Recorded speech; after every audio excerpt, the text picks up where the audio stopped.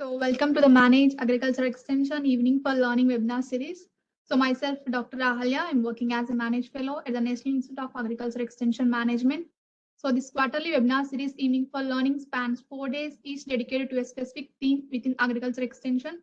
The topics range from entrepreneurship and sustainability to emerging technologies, catering to the diverse audience, even including PG PhD students, agriculture, faculty, and industry experts. The first test we actually conducted in April on the topic of innovation in extension with entrepreneurship. So the next 4 days we'll focus on community sustainable extension system. So to kick off the today's session, we are honored to have Dr. P. Sethuraman Sukumar sir. So he'll be speaking on community extension approaches for value chain development, experiences from Satellite Incubation Center. So before going to the session, let me give a short introduction about us, sir. So Dr. P. Sethuraman Sivkumar, sir, he serves as a principal investigator at NAF and also in charge at the ICAR, Central Tuber Crop Research Institute, Agri-Business Incubation. He's specialist in technology commercialization, entrepreneurship development, and he is also actively involved in technology patenting, licensing, and entrepreneurship development. He is also in charge at Agri-Business Incubator. So this grassroots level incubation center plays a key role in facilitating farmers' entrepreneurship, addressing value chain problems. So from seed entrepreneurship and custom hiring to food processing, this value chain offers wide range of business opportunities to the farmers. It is also addressing the problems in accessing the technology, inadequate technology and business management technology, and business system misfits and inadequate understanding of market process. So with this short introduction, let me call Dr. P. Sethuraman sir to take over the session. And also before going to the session, so participants, if you are also having any questions regarding the presentation, you can keep in chat box, but the questions will be taken up after the sir's presentation. Hand over to you, sir.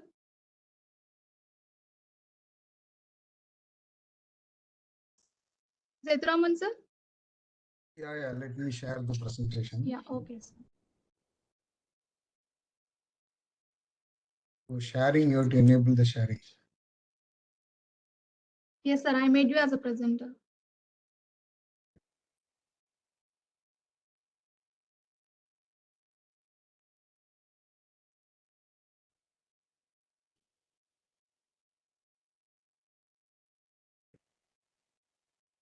So are you getting the screen?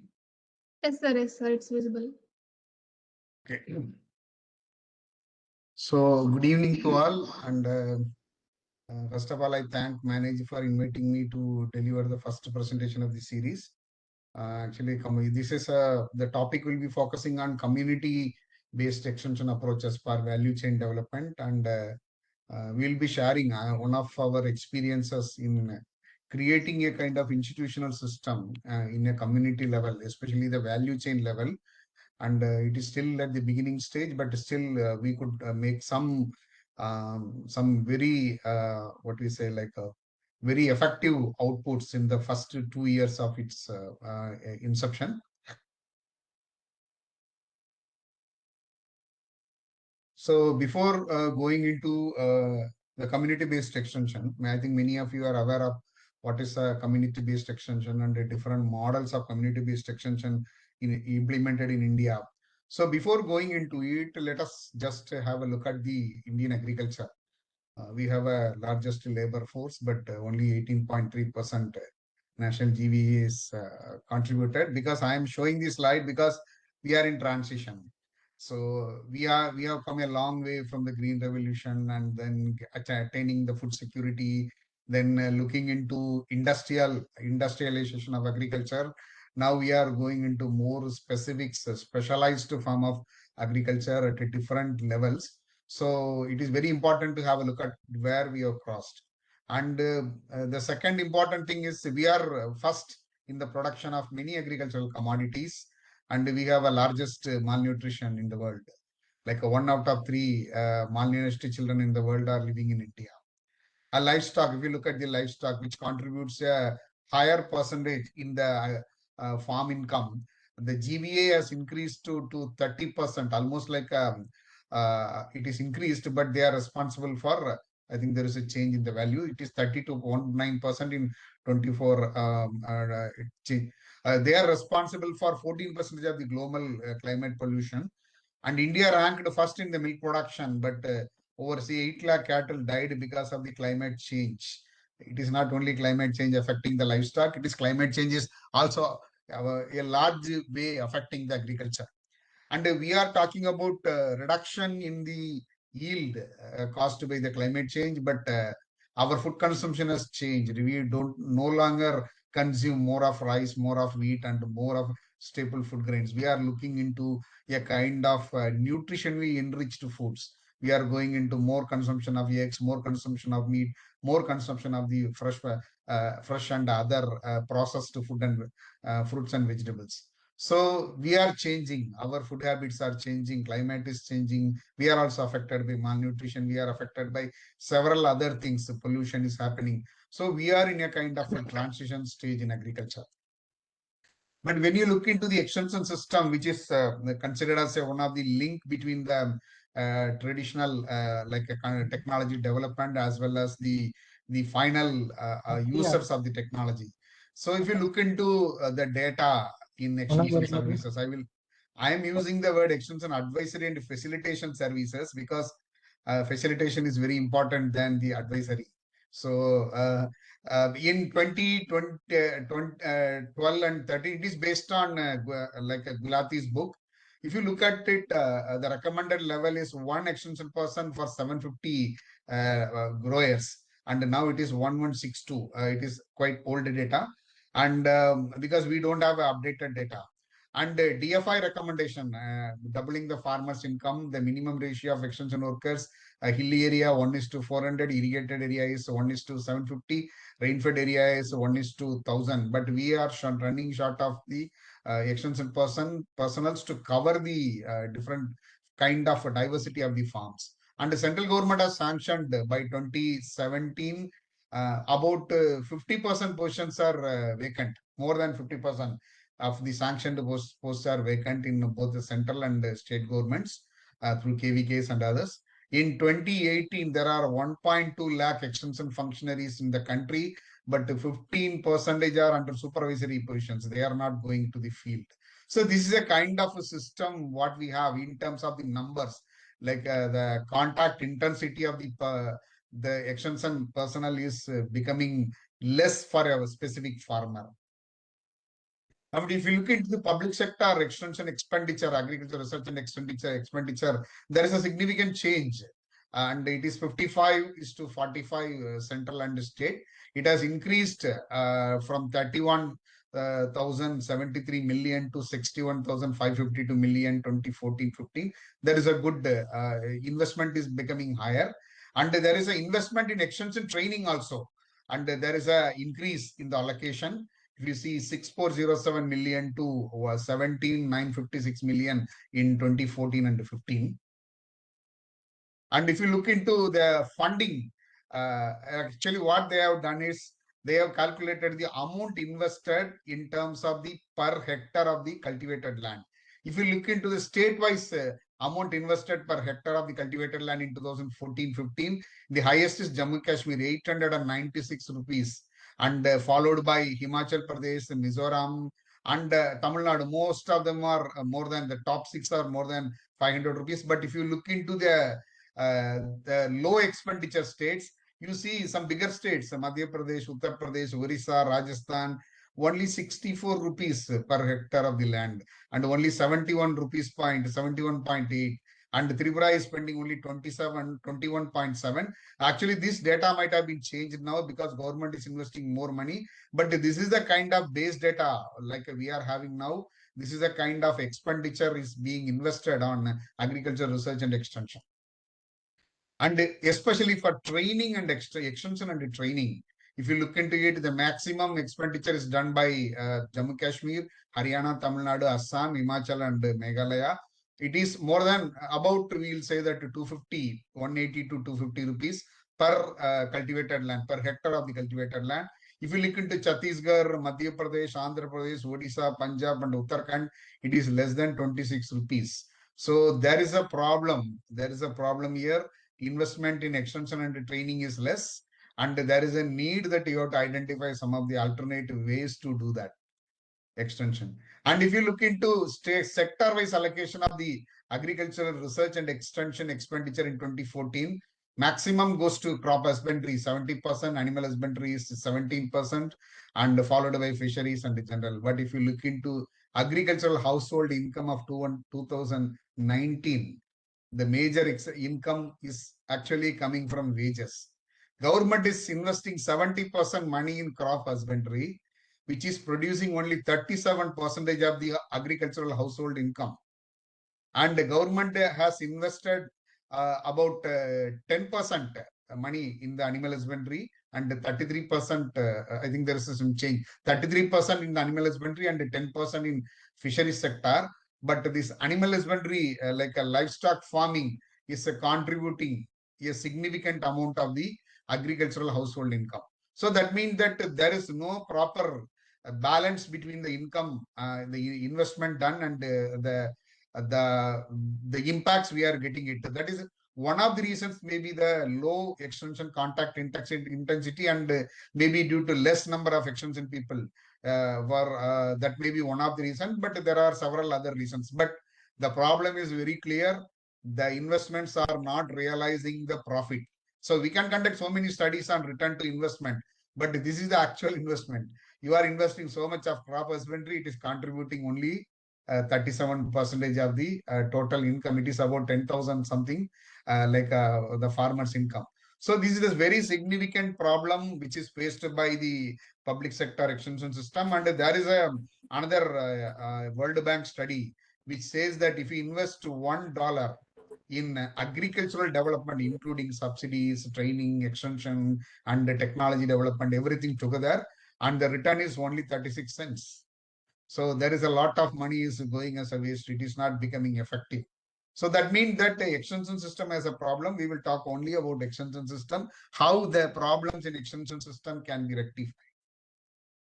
And there is another problem, like a producer share in the consumer rupee, the retail rupee. If you look into it, the groundnut, brinjal, and banana, and these crops are getting almost 74 to 78%. If you look into potato, green chilies, and turmeric, it is hardly 33%, less than that. The farmers are getting only 28 to 33% of the retail price as a farm gate price. And that's why government is shifting to the MSP. Even Kerala has a MSP for many of the crops, because this has to be increased. It is very, very important. And I am also comparing this with agricultural income. You can see that how much of the retail price of the farmers are getting it. That is having a direct reflection on the contribution of the crop husbandry in the farm household income. And again, when you talk about a less number of people, now let us summarize whatever as discussed there along with the others. Low contact intensity of the extension personnel, and low investment in agricultural education and training. If you look into the per state investment, because it is a state, agriculture is a state subject, not a central subject. And a low farmer share in the retail price. And there are innumerable number of problems caused by the externalities like a climate change, malnutrition, and other things. So we are living in a complex kind of system. And there is a change, there is a transition from the extension advisory and facilitation services from the traditional thing to the new extensionist framework. Like I am putting in a different form, the new extensionist framework. Earlier, we are looking into technology provision to maximize the utilization in terms of the adoption and impact. Then we are looking into customized and general farm advisories and the development interventions like inputs, subsidy, credit facilitation, all these things we are doing it, and market linkage and capacity development. But in the new extensionist framework, we are actually looking into innovation platform. Innovation platform means everybody can create a technology. Everybody will innovate. It is not a agricultural system, and we are in an era where National Innovation Foundation has commercialized so many technologies, which the number is almost comparable to some agricultural university in India. So that means that ITKs and farmer innovations are being commercialized and they are being utilized by the people. We are not only waiting for the researching scientists to develop the technology. And we are looking more into a facilitation process. We are not talking about only advisory. We are talking about if suppose I am giving an example, entrepreneurship development. If you look into the traditional form, only giving a training program and linking with the banks. But now entrepreneurship development is something different. We are looking into a training, we are looking into market linkage, we are looking into day-to-day mentoring of the startups. And finally, to come to a stage where startup can sustain its own. That's why we are looking at the incubator. We want to mentor the people. We want to take the farmers. We want to complete the process. It is not like a going and giving a training program and doing an awareness program. You have to provide seed. You have to provide inputs. We have to link with the credit. You have to link with the marketing support. So these are all the very, very important. All these things you have to do the facilitation and focused on solving the complex problems. Problems are not one or two. Climate change, we talk about soil pollution, and we talk about the environmental ecosystem services. We talk about carbon credits. We talk about grassroots innovations. We talk about grassroots entrepreneurship, FPO. So many things are happening. So you have to find a way to how these problems can be solved by devising different methods and models. And more importantly, convergence is the key. We talked about convergence. Like people say that you see tiger when you talk in Singham movie, no? People talk about you talked about tiger, you saw tiger, but you are not experienced the tiger. So we are now experiencing convergence. And especially in my case, a satellite center is a convergence. And we are now going into another convergence model also. Money is coming from several sources. The satellite center, I will tell you, anyway, when it comes, I will tell you, it is not a project. There is no fund here in satellite center. I will explain why the model when it comes to the model. And in community-based extension, and we are talking about the specialized local systems for facilitating development. You are creating some kind of system, the localized system involving the local people, which will facilitate the development. That is a grassroots development. This is the crux of the community-based extension. And specialized local systems mean what? Institutionalized aggregation of the users. It is in the form of self-help group, or it is in the form of a FIG, farmer interest group, or FPCs, or in the form of self-help group, because these things are institutionalized. They are actually registered, or they are coordinated by some agency, whether it is a NABARD, whether it's a Atma, or whether it is some other like CBOs, cluster-based organizations, or whatever the case. Every institutional form of the community-based extension is managed by some external agency for performing the specialized roles, advisory, facilitation, and other technology development, everything together. Whatever agricultural innovation system says, it will be coming under the community-based extension to foster the local development. It is a system created by the people for the people. It is run by the people. It is institutionalized by the people through the external mentoring. There are several models of community-based extension, which I will be explaining a little later. But through this process, when you are establishing a system, because community-based extension, there is no structured framework. There is no methodology as such at the beginning. Because when we have developed a satellite center, we really do not know what it is going to do, what kind of structure it is going to take. But after a period of, because we have initiated satellite center in 2020, and the first satellite center was created in 2021. But now also it is happening. But every time when we are working with the satellite center, the institution is evolving. The processes are evolving. Everything we are learning from the people. We are learning from the institute, our mentors. We are learning from our beneficiaries. So experiential learning is a very critical component in community-based extension. And this is very important actually in community-based extension. This is actually I have developed based on my field experiences. 3 C's in community-based extension: competence, convergence, and consolidation. Competence means if we are going into a kind of new area where what kind of model is going to come, what kind of model is going to sustain. So for that, whenever you are facing a problem, you are developing your competence. Competence in terms of technology, basically technological intervention, communication, how you are going to communicate. Different stakeholders are there in any kind of system. Suppose in the satellite center, like in our case, we have a contact liaison officer at the agricultural universities or KVKs.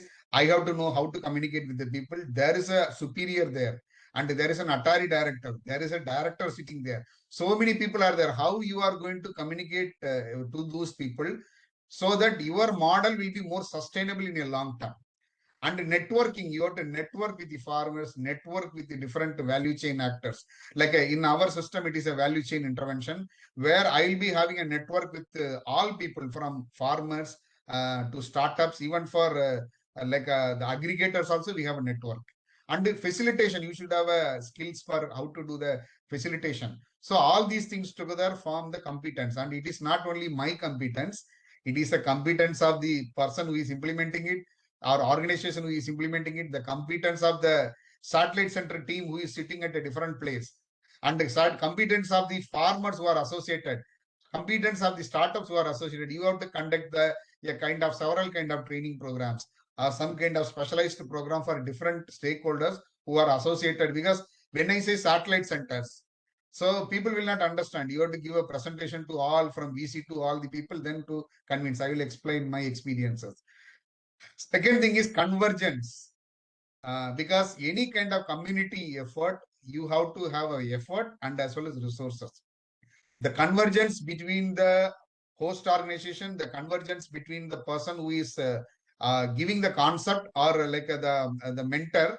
So there should be a proper convergence, and convergence at the farmer's money also. Like I'm saying, farmer also have to put some money. All stakeholders will be putting their efforts and their resources together for a convergence. When there is a proper convergence in a balance, in a combination is correct, then you will be going for consolidation. Consolidation is nothing but the institutionalization of all the efforts, whatever you are doing it in farming and maintaining a community-based extension system. So this is the very critical slide in understanding. You can apply this for all community-based interventions which are happening in India, including Atma. And one of the few examples of community-based extension already in different countries. One is a rural resource center in Cameroon. It is basically a training and a demonstration hub, something more similar to the ATIC in ICAR institutions, but it is managed by the grassroots organization. It is created under a grassroots organization which is registered with associated with some university, or it may be a cooperative society or anybody that is a host agency, and this rural resource center is coming directly under that particular organization. And the different services provided is technology inputs, capacity building of the farmer, information sharing, and market linkage. Actually, it is a kind of agency which is created at the grassroots level, attached with one host agency, so that they will be giving all kind of mentoring from technology, capacity building, information sharing, market linkage, or credit agencies. So one of the paper, Jifra's paper, was already published on the rural resource centers in Cameroon. You can, if you want to read about this, you can read the paper. It is freely downloadable. And another kind of community-based intervention is farmer field schools and farm business schools. It's a recent intervention. Both concepts were developed by FAO. In farmer field schools, you are looking at the seed to final output and some processing. Okay, you will be looking at how to produce the crop, including some component of the business component, some value addition, everything. But where the farmer field school ends, the farm business school starts. But farm business school, actually, it begins from the beginning. Like any kind of business, raw material and supply chain is very important. So now we are looking into more of a farm business schools, because we want to double the farmer's income. The only way to double, maybe the second way to double the farmer's income, is to create a sustainable business. Maybe livestock, maybe whatever, composting, or maybe vermicomposting, or whatever comes out of the farm, and maybe you can convert it to farm level or to different levels you can do. That is we are focusing more of a teaching the farmers or equipping the farmers in doing the business, because farmer is a primary producer. But when value chain problems are occurring, then farmer is not getting the good share in the retail price. We are asking farmers to take the entrepreneurship. So FPOs are basically a contrived version of the full value chain of the different crops. Okay, that is what the farmer field school is widely it is available in many organizations are doing, including the KVKs. But please remember, it starts and end with the cycle of the crop or cycle of the livestock or cycle of the soil. Whatever we are going to implement the farmer field school, the full cycle, the life cycle means the duration of the crop from the value chain from beginning to end. So not value chain, I am using the here that marketing channel, because here only marketing channel is applied in farmer field school. In case of farm business school, you will be looking into the value chain. There are, I think, marketing channel, supply chain, and value chain, three different forms which are facilitating the farmer.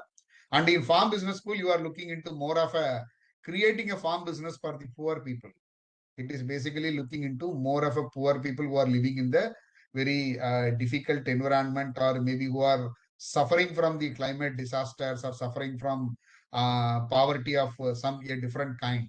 So we are looking into farm business school. So both are having a similar concept, but the way it is being applied, there is a slight difference. And there is another one which I am not going to talk about. Is another model is Atma, and you already know about community-based extension conducted by the Atma. Now we are coming to our satellite incubation center. Actually, I will tell you how the story has happened. We have had I am in charge of one because ICAR institutions have Agri-Business Incubation Center, ABI. So it is provided by the ICAR, and you are supposed to create a business at your level. Primarily, we are looking into the startups. Okay, but tuber crops, we are located at Thiruvananthapuram, but the tuber crops are grown throughout the India. And unfortunately, we don't have much of the competitors to do research on tuber crops. Only few agricultural universities are working on tuber crops, especially Kerala Agriculture University and Tamil Nadu Agriculture University, to some extent Samastipur Central Agriculture University. Otherwise, nobody develops the technology. But the tuber crops are cultivated far away from CTCRI. Like the industrial cassava belt is there in North Tamil Nadu. 6 districts, if you, wherever you go, you will see only the starch factories and the associated cultivation of the different cassava varieties. But CTCRI don't have a center there. And there are a lot of issues which are happening in Tamil Nadu. We could not address it because we don't have any presence there. We don't have a regional center there. Second thing is, Northeast is known for tuber crops. It is primarily for consumption system. And there are a lot of malnutrition in the Northeast. And even in Orissa also. Orissa, though we have a center. And these areas, like especially Northeast, we could not go and address the problems of the value chain. So the problem is, when you are invested, when you are entrusted with the responsibility of addressing the value chain problem, you are located in the southernmost tip of India, and you have to address the whole India. And again, another problem is, most of the tuber crops are insignificant for the Indian food system, but number 2 in the world. There are other people who are buyers of the tuber crops technologies, whatever you are developing here. So that means that there is a world beyond the borders of CTCRI in India which they want cassava, sweet potato, and other tuber crop products. So this is the kind of system we have faced. But you have to create startups, you have to create FPOs, you have to create, because there are targets are being sent. So we created a concept of satellite incubation center. It is basically a branch of Agri-Business Incubator, and it is located in a value chain area where there are more number of people are cultivating the tuber crops. Like we have one is Tamil Nadu, and another one is Orissa, and another one is northeastern states. Though there are other areas, we could not cover these things. So these 3 value chains we have taken. But the satellite center is nothing but a miniature incubator. Whatever an agri-business incubator is doing, the same thing satellite center also will do. So it will address the value chain problems through the entrepreneurship development. So to develop such kind of system, actually it is a physical center. Whenever you are going to our satellite center, you will see a room, you will see a seed plot, and you will see a board in the side of the room. There is a satellite center, and that means that the host organizations should be willing to give the room and other land and other facilities to CTCRI, and it is not coming under us, it is coming under them. But the only thing is, we will do the mentoring for those people who are there. And currently we have 3 satellite centers now. I'll show you. And before going to satellite center, why the value chain incubation is required, I already explained this. Most of the agribusiness incubators are campus based. We are bringing the people here to provide the training program and with little less number of offsite incubation. And the value chains of many crops are located far away from incubators and research center, and we have no time to go because everything is money is required. Whether you are going or whether you are bringing the people, money is required. And third one is incubation. Incubation services are in India primarily startup focused. Only in the recent days we are looking at the FPOs. Otherwise, our performance indicators are looking only the startups. But it is actually neglecting the grassroots level entrepreneurship development. So what we have thought, why can't an incubator create a kind of system which will be focusing on grassroots entrepreneurship development? So this is the purpose of creating the satellite incubation center. There are 3 satellite incubation centers already functional in India now, and 2 more are coming. One more will be coming in Kerala Agricultural University, and 1 more is coming in the UMIM College of PG Studies in Meghalaya. So, but there are 3 different centers are representing 3 different institutions. The first one is we had a RKVY Techno Incubation Center at our regional center. When the project was closed, because that is a fully equipped center. More than 2 crores of equipments are available for preparing the different products from tuber crops. So we converted this into a satellite center. This is the startup focused satellite center in our campus, in our system. This center is focusing only on startups. And there are 3 to 4 startups we have created by using the facilities available in our regional center. And the second one is we created in Central Agricultural University Imphal at the College of Fisheries. There is a multi-technology testing and training, vocational training center, which is basically equivalent to a KVK. So we created a center there because we need to promote the tuber crops, especially biofortified varieties, because we are targeting the biofortified sweet potato value chain in Tripura. This center is responsible, or it is already doing some activity. They initiated the activity in 2-3 districts. One is Dalai district and Gomti district and Sipai Jala district. 3 districts we have initiated the program. Actually, we are looking into creation of the value chain for the biofortified sweet potato in this area because the startups who are enrolled in the Bhubaneswar Center, here you can see there is everything is linked. The startups who are enrolled in Bhubaneswar Center, there are 2 startups, and one startup is preparing the vacuum fried sweet potato chips from biofortified sweet potato. So it is completely exported. Nobody is consuming in India. It is completely exported, but for that startup, we need to provide the tubers. Tubers are not available throughout the year. So we already created a kind of supply chain in Orissa, but now we are creating in Northeast as well as in Kerala. So these tubers produced by our farmer, our satellite center, will be procured by the startups who are enrolled with our ABI. So there is a direct link which is going there.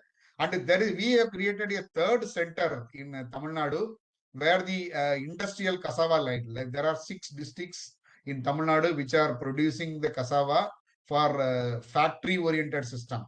Like we have about 120 cassava factories are there. Like they prepare sago, sabudana, and starch. So that's a big factories. But they are all the tubers which are produced in the 6 districts are going as a raw material for the factories. There are a lot of issues are happening there because we could not introduce our industry-based varieties. Like one program what we have created is Industry Connect program, where the industrial varieties mean the starch content should be more than 30%. We have 6 varieties of cassava which are having a starch content. Unfortunately, their adoption in those industry area is very less. So through our satellite centers, we have introduced some 2-3 varieties last year, and we created a Nutri-seed farmers there. That is linked with the buyback system. So there are multiple programs implemented by the satellite center, and each satellite center will have a different program, not the same program. So this is the whole program which we are implementing through satellite centers. We are focusing on students. we are focusing on startups, we are focusing on agripreneurs and farmers collectives.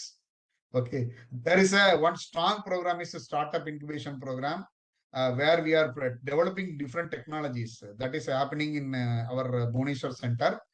And Industry Connect program, which is happening in our Tamil Nadu satellite, like we signed agreement with the TANUAS, Tamil Nadu Veterinary and Animal Science University. Please remember, except for our satellite center at Bhubaneswar, we signed MOU with the CAU, we signed MOU with the Tamil Nadu Veterinary and Animal Science University. We already signed MOU with College of PG Studies in UMIAM that we are going to do, and we already signed MOU with the KAU. So we are developing the system through proper agreement, through a formal agreement where our team is going there. We are explaining what is satellite center, and it is actually presented to Dean Extension or Director Extension. Even TNA also wants a satellite center at Salem KVK, which we will be going to do shortly. So we present the concept of satellite centers to them. And we say that this is the modalities of the satellite center. We convince them and finally we sign agreement. But here I will tell you the modalities. There is no budget for this project. There is no budget. There is no funding which is specifically allotted for the satellite center. It works based on the pluralistic extension approach. So we are running 2-3 projects in our center. One is the incubation program is going on. We have a technology commercialization program. We have tribal support plan TSP. We have Northeast program. So the fund for the satellite centers are going from these projects. So there is no budget allotted for satellite centers, and the money is also invested by the host organization. Whenever they are organizing some program, that they are using the satellite center facilities there. So it's a kind of convergence which is actually happening at different levels. And I can give one example of how the convergence works. In March 2024, this year, there is a satellite center I told about TANUAS, Tamil Nadu Veterinary and Animal Science University. We established a center. We established a seed production center. Recently, it was inaugurated by our Honorable DDG Extension. I will show the photographs. And that center was established by using the funds from CTCRI. No money was transferred to their account. It was not transferred to their account. And the committee was formed by combining the scientists from CTCRI and TANUAS. Please remember, CTCRI is an ICAR organization. And TANUAS is a state university. The purchase committee, the committee was constituted by combining the people, the scientists from both agencies. And it was processed at CTCRI. Money was directly paid to the agency. Means the agency who completed the work. So this is what we talk about convergence. Money was not transferred to them. Money was, committee was formed by combining both organizations, and then we created a center and it was certified, and then the facility was handed over to TANUAS. So we have created so many kind of convergence systems in satellite center without transferring any money to the host institution. No money was transferred, but still we exist there. And there is another program, Nutri-Seed Farmer Scheme, basically for value chain development, because biofortified sweet potato varieties, our startup located at Orissa, they want 3 tons of tubers of biofortified varieties every month. But Orissa, the production is not that much. They are running short of money. So we want to create a kind of farmers who can multiply the planting material as well as produce the tubers.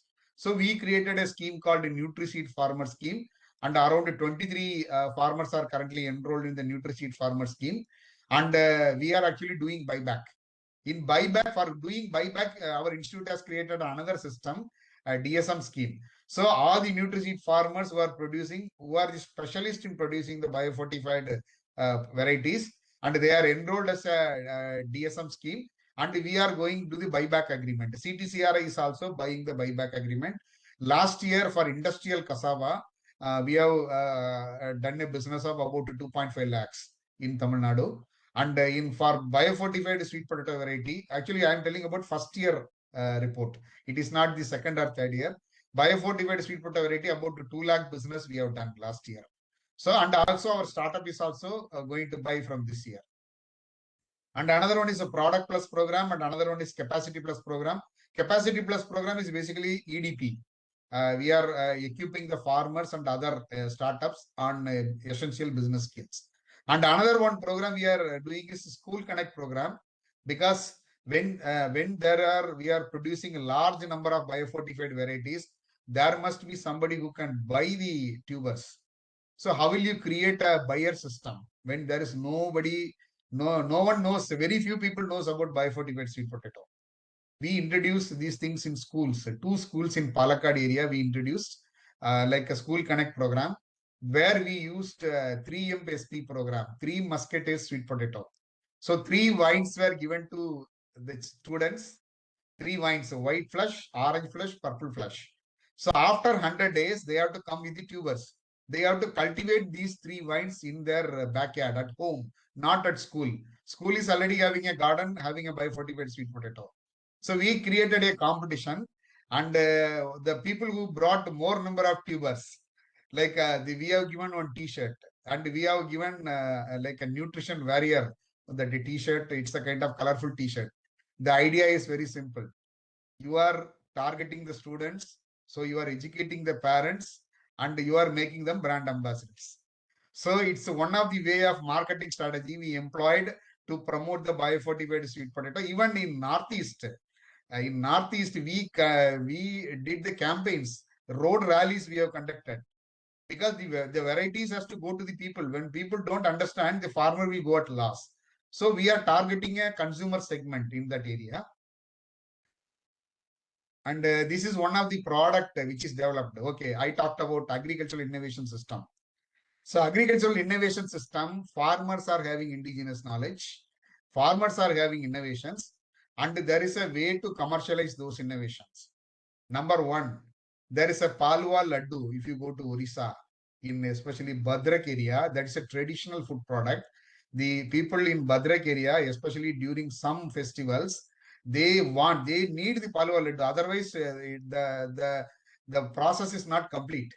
So over the years, the Palwa Laddu has become adulterated with maida. It is based to be prepared from arrowroot. Now, currently, I think few years back, whatever Palwa Laddu you are getting in that sweet stalls, that is a 90% maida. So that is actually not Palwa at all. Palwa means arrowroot. So one of the startups, we gave the idea, you document the Palwa Laddu, how it is being prepared. I was involved. I personally documented how it is being prepared, and that person has taken the procedure. He changed maida to arrowroot powder. So now the color of Palwa Laddu has become white. Earlier it was brown, now it has become white. This product is rectified. This product is reformulated, and it is commercially available. It is sold in malls, in some of the malls in Bhubaneswar. Actually, this is the farmer innovation, ITK, validated and reformulated and brought into a commercial product. And number 2, if you go to Joida in North Karnataka, there is a Kunbi tribes, and they have a diversity of the tubers. They have diversity of the tubers, indigenous tubers. And they were unattended since a few years ago.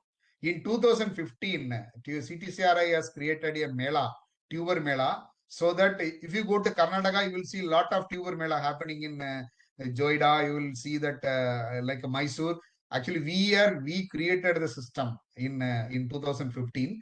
And the tubers are being displayed, and then it is being directly for consumption purpose. But last year, what we have done is, one of the startup has taken the tubers from the indigenous tubers from the Joida, and we signed an agreement with the CTCRI through the incubation. They are developing a contract research project, like a development of value-added products from Mudasli and cone, 2 things. And now their target is not India. The products will go to Germany. Now they are targeting the Germany. Last year, that is the name of the startup is Sputnik Farms. It is one of our incubated startup. So last year, what we did is, one international Bangalore International Center, we prepared a tuber meal, which is containing like a Ona Sadhyano, which is containing the indigenous foods from the different regions of the India, like a Northeast, in Joida, in Attapadi area. All the like in banana leaf, you will see that different food items which are prepared. And who are the people who came for the meeting? No, upper middle class people.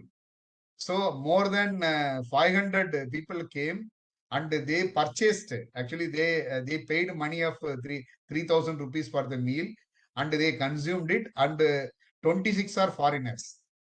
So the target is very clear. So you have to position these indigenous product to a upper middle class families. Otherwise, nobody will pay 3,000 rupees or 2,000 rupees for a tuber meal. And the same thing we are going to repeat this year. And in a different, we are all doing in a star hotels, not under this. Okay, this is one area where indigenous knowledge, indigenous tubers are taken to the urban food systems. And the product plus program, what we have done is we documented more than 56 recipes from Meghalaya, from Tripura, and as well as Tamil Nadu. Indigenous ethnic foods were documented. We did not stop at documentation. We blended this with our biofortified sweet potato. I think you can see the momo here, no? The momo coating is from millet. The flush is from in orange flush to sweet potato. There are 12 products were created last year in one food technology department at Thura in Meghalaya. So so we are blending the indigenous foods with the modern foods, because suppose you talk about nutrition deficiency, Nutri-sensitive extension. People, you cannot change the habit of the people, food habit of the people. Only thing is you give the product in such a way that they will be preferring and they will be liking it. So this is the way we have conducted under the Product Plus program. And I told about the Nutri-Seed village, and we are having now only few farmers are there in Kerala, in Attapadi. And last 2 weeks back, we have launched a mega program, convergence program with Mudasli. Actually, that is another model that I'm not going to talk about this. And we are enrolling some farmers and we are buying back the products. And this is the procedure for enrolling into the Nutri-Seed villages. The protocol, we are actually developing the protocol for all kind of interventions. We are developing the manuals for how to do it, Nutri-Seed village, how to do the product plus, and how to do the even 4 satellite centers. We have developed the manual. And the School Connect program, I was explaining, no, the students, you can see the students who are growing the sweet potato in their home, not at the school. And this is the competition we have conducted. You see, students came with the sweet potatoes produced by them. And the people who are seeing here, that are nutrition warriors. We have designed a t-shirt for them. And now the idea is it doesn't end here. When they wear the t-shirt, when they are going to some program or somewhere, they are tribal people, no? So you are getting dissemination of your information. So this we have conducted, this is still running in Malleswara school at Attapadi. And one of the recognition what we have got last year is this program, Attapadi program, was printed in the first page of Hindu, 13 editions. It was printed. Actually, it was an honor for us, the work we have conducted in the last 2 years. It was publicized in a newspaper in 13 cities. It was printed. And this year we have started a farm business school of biofortified sweet potato along with the Nutri-Seed village in Attapadi area. Here the money is coming from TSP program. Earlier I was explaining all the programs were implemented using the NEH funds as well as the ICAR Agri-Business Incubator funds.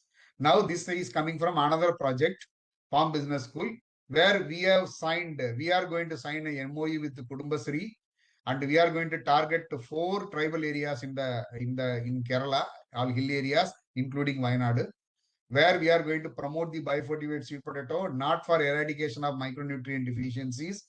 We are going to buy back the tubers, convert this into minimally processed product that will be sent to Orissa for the startups.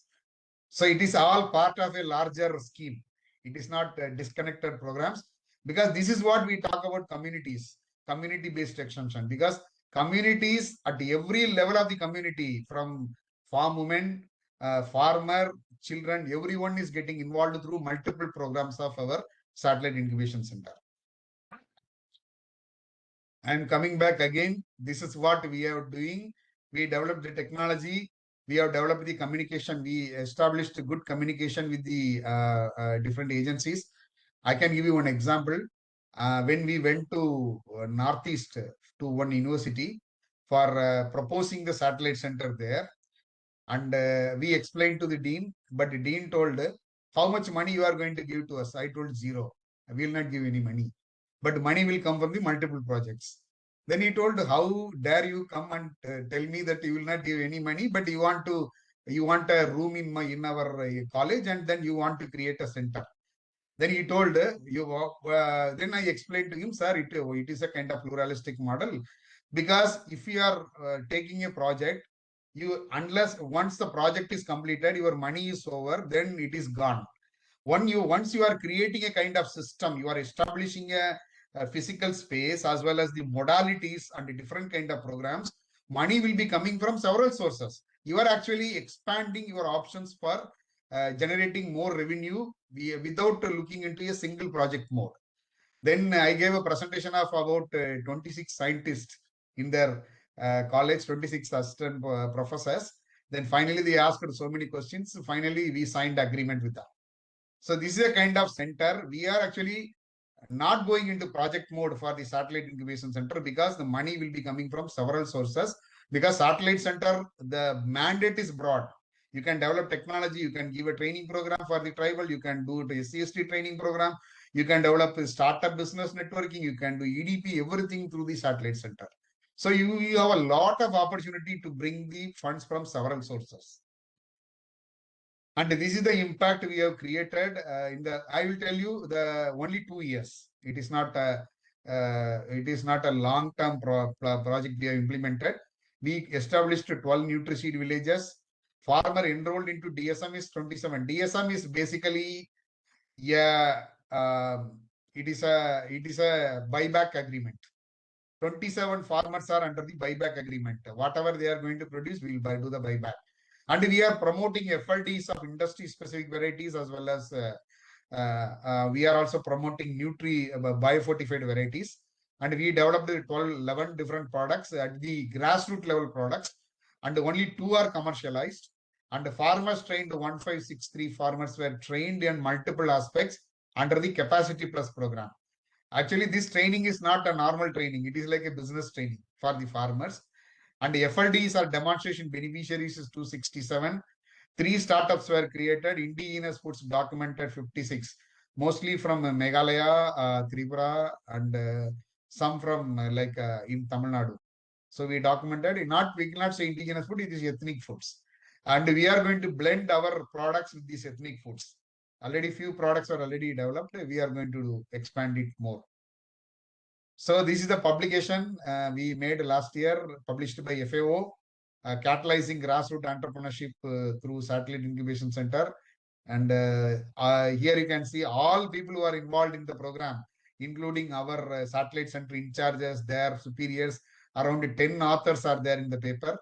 And I have to thankful for Dr. Rashid Sulaiman. When the concept was explained, then he told that you give additional information.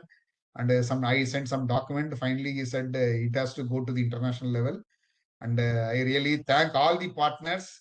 And because CAU and then KAU and our own scientists and TANUAS. TANUAS is a very best functioning center. I will tell you, best satellite center in our group.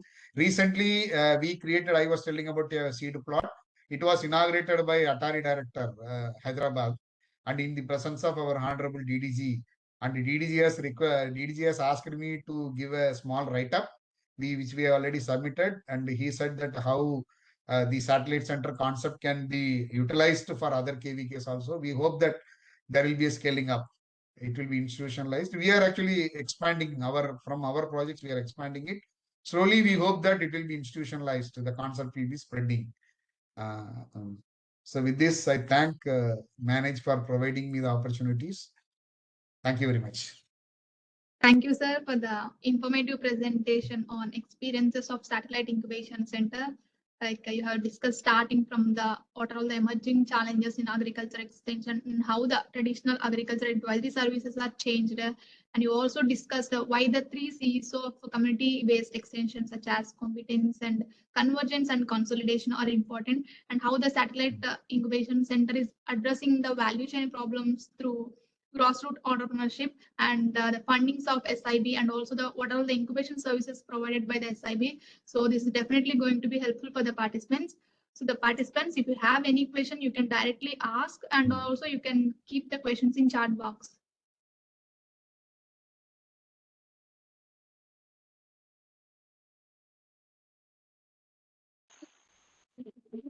Sir, good evening, sir. This is Ashwati. I hope I'm audible. Yes, you are. You are audible, please. Sir, first of all, thank you for this insightful presentation, because we also got a lot of lessons. As you were saying, you have one nodal this incubation center, right? So what is the exact role of this incubation center? And maybe, I don't know whether I've missed some portion, but these satellite incubation centers, like, I mean, how is it being operationalized? Like you are saying, different satellite centers will be giving different services. But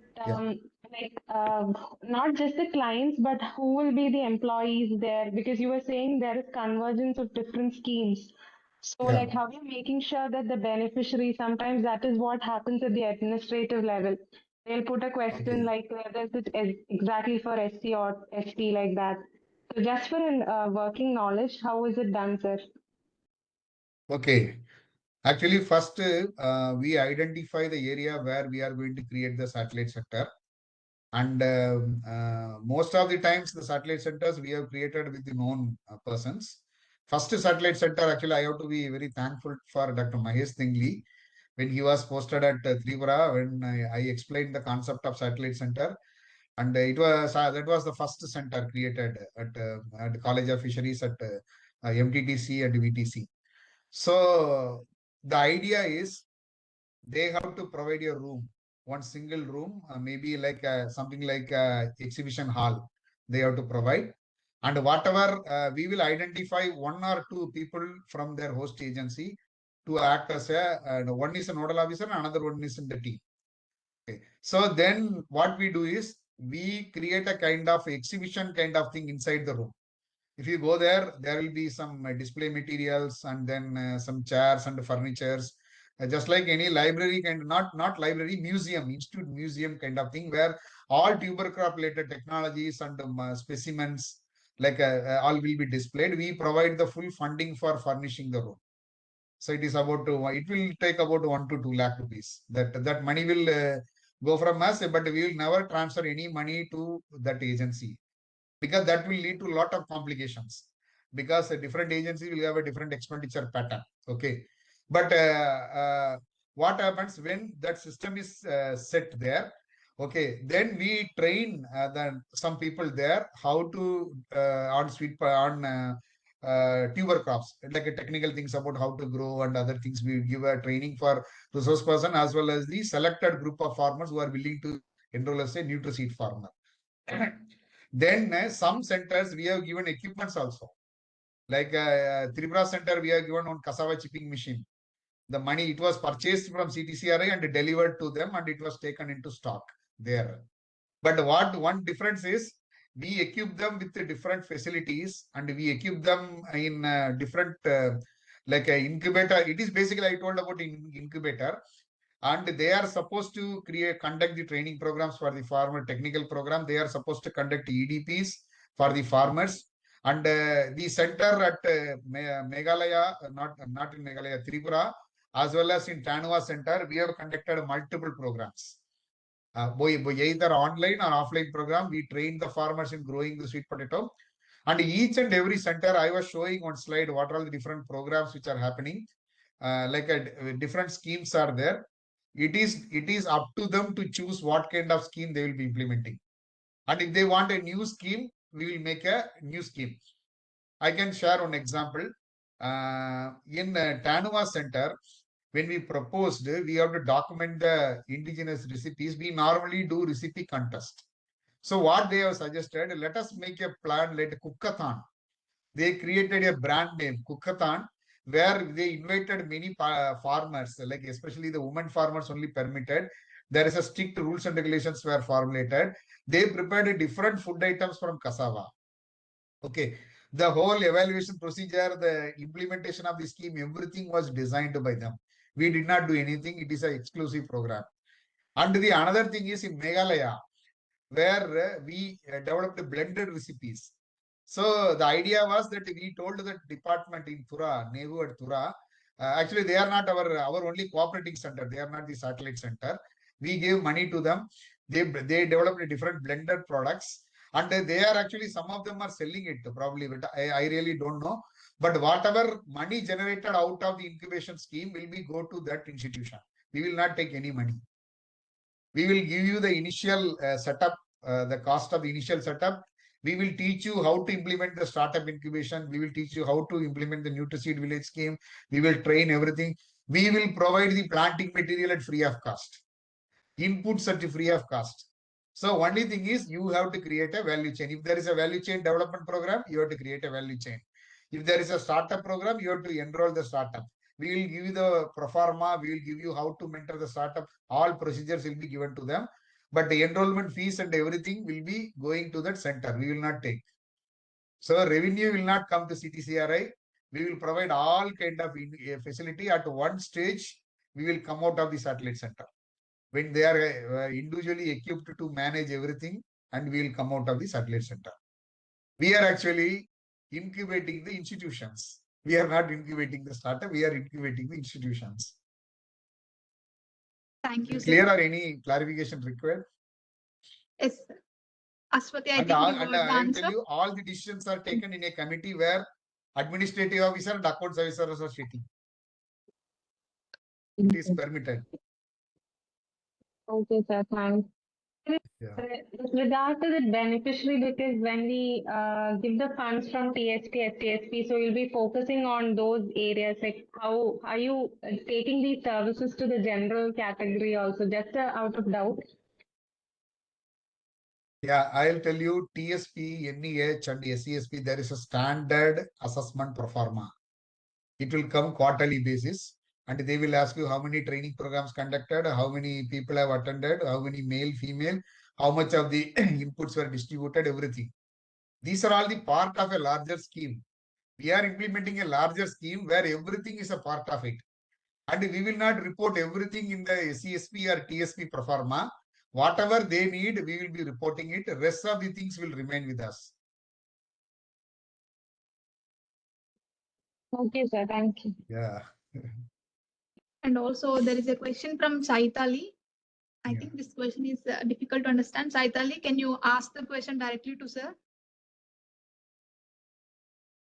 So she is asking, what role can satellite incubation play for an agri startup based in a completely rural area with hardly any big players and too difficult to establish a supply chain? What role can a satellite incubation center play in an agri startup based in completely rural area where any big players? Okay.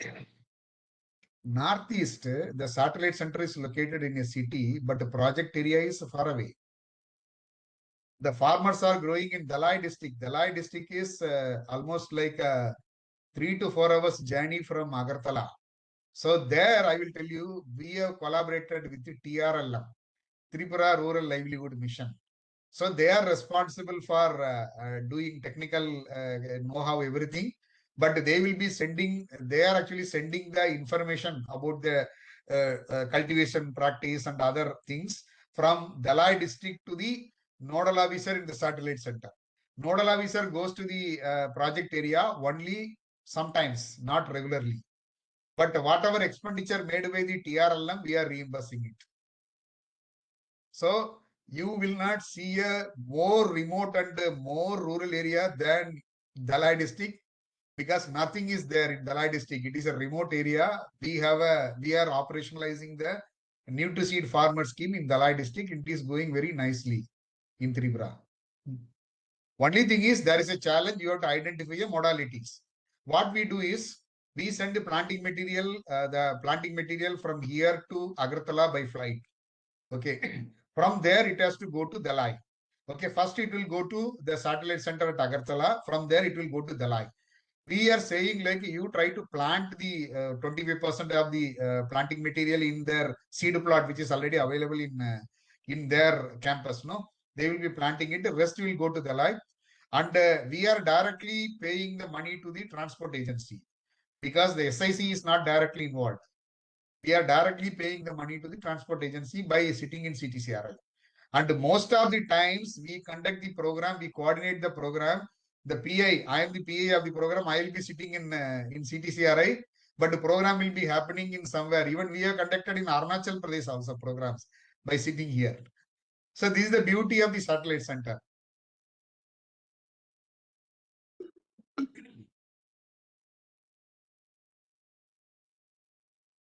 So challenges faced, Aishwarya. Yeah, actually everything is a challenge. It all starts from when you are going to a host institution to propose a satellite center. And then you will say that it is not a project, we will not give you any money except for these things. And when somebody is having a broader perspective, like you say that I am saying satellite center will have multiple things, seed farmer and ITK documentation, farmer innovation documentation, IP management, startup, everything together. So naturally you have a lot of time, a lot of opportunities for getting the external funding from several sources, one thing. And the second thing is what we faced is many institutions were asking directly transfer money to their account because we are giving money for that equipping that room, no? And we don't do it because that will create a lot of audit objections. So our accounts officer was not allowing. What we do is we get an estimate from them, okay, and we form a committee. And the committee, the chairman will be, I will be the chairman, or the PA of the particular project will be the chairman. The members will be from the satellite center, and they process everything. They put a signature, digital signature, and the comparative statement is prepared. And we give the recommendation, and the money will directly go to the agency who is taking up the work. So somehow we try to identify a system where convergence between the experts will be done without taking into it. And again, we actually go to satellite center every quarterly. We carry some contingency money, whatever expenditure has to be done. We plan the expenditure. And this year, I will tell you, the satellite center at Tanvas, what are the activities we are going to do for the 1 year? It is already integrated into KVK action plan. They presented in KVK workshop, whatever satellite center activities are, it is already converged with the KVK action plan. So the money will go to money that they will be conducting the program. We will go there, CTCRI, we spend the money. The budget is already decided and it is already presented by the concerned scientist. We will be going there, we spend the money. Or we will be doing nowadays, who is taking the hard cash? People are doing all online transfer, no? Gem purchase and online transfer. It is actually facilitating the process. So I think participants, I think we are short of time also since it is 1 hour, so it's going beyond. So the participants, still if you have any questions, so the details of this sir speaker is shared in the chat box, so you can contact him through phone or mail. So you can ask directly questions to him. So before concluding, I would like to thank Sethuraman sir for accepting our invitation and accepted to give a talk on community-based extension system. And also I would like to thank Director Saranandra sir and my colleague Neetu and all the participants for your active presentation. And see you tomorrow with one more speaker on the same theme. So thank you so much, sir. Yeah, thank you very much. Thank you. Thank you, sir.